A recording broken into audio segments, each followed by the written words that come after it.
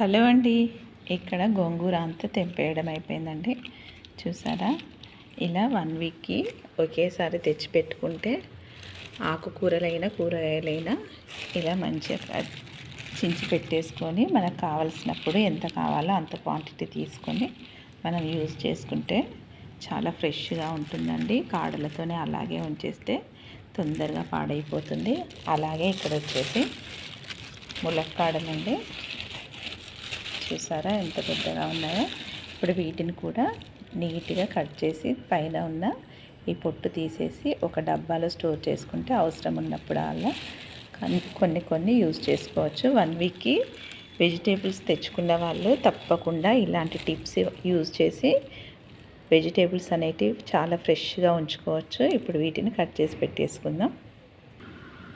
చూసారా, ఈ విధంగా తీసేసి పెట్టేసుకుంటే